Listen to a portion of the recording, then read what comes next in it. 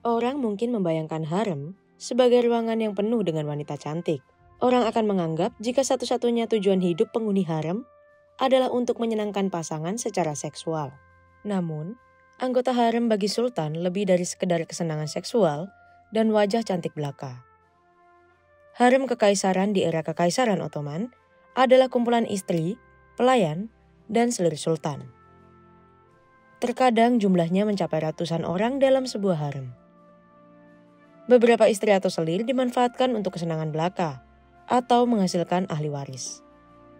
Namun ada juga yang memiliki kekuatan dan pengaruh besar dalam Kekaisaran Ottoman. Para wanita di harem memainkan peran yang jauh lebih besar daripada sekedar menghibur sultan.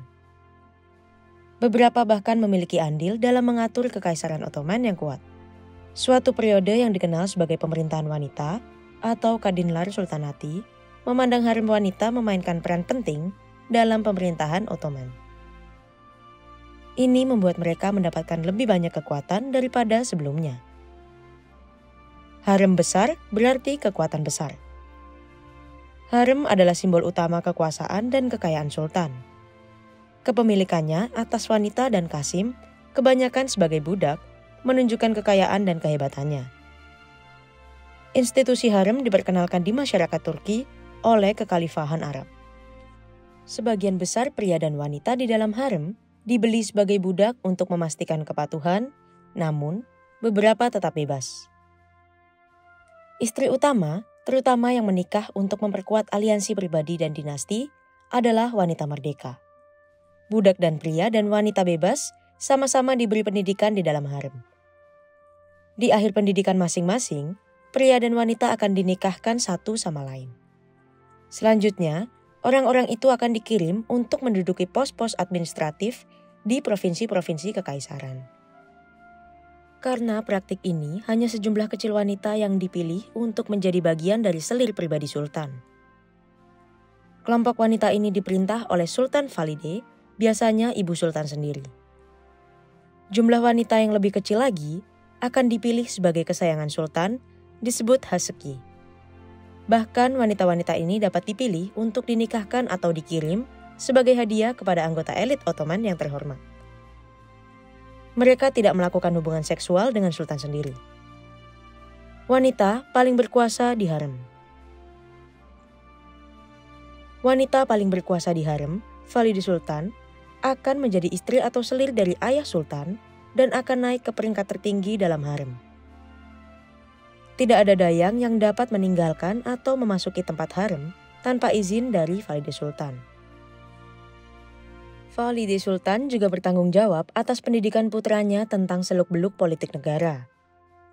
Dia sering diminta untuk mengintervensi keputusan putranya sebagai anggota istana kekaisaran juga.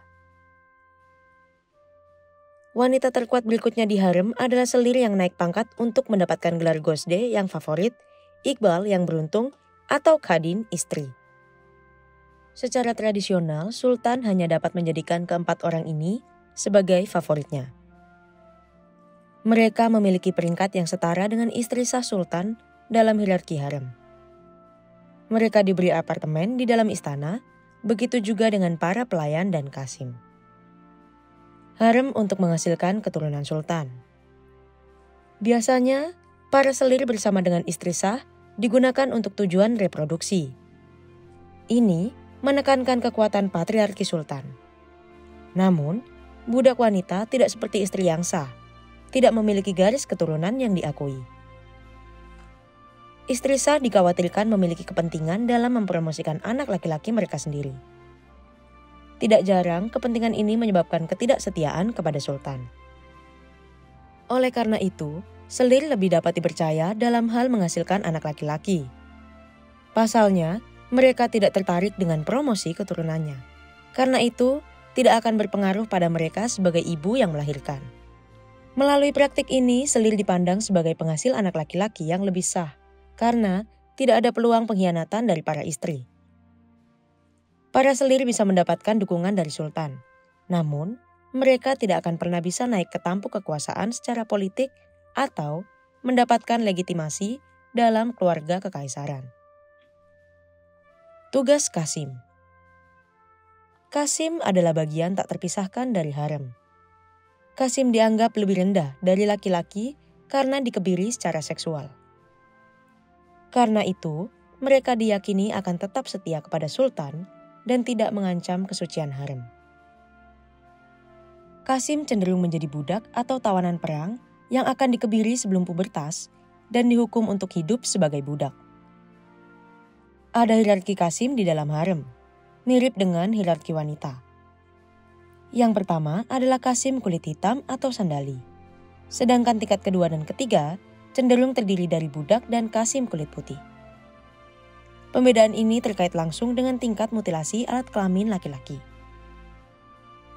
Para Qasim kulit hitam bertugas di harem dan melindungi para wanita di dalamnya. Para Qasim ini akan mengabdi di bawah Qizlar Aga atau kepala Qasim kulit hitam. Sebaliknya, Qasim kulit putih akan dijauhkan dari perempuan dan ditugaskan untuk peran dalam pemerintahan. Jadi, itulah peran harem dalam Kekaisaran Ottoman. Bagaimana pandangan sahabat tentang peran harem ini?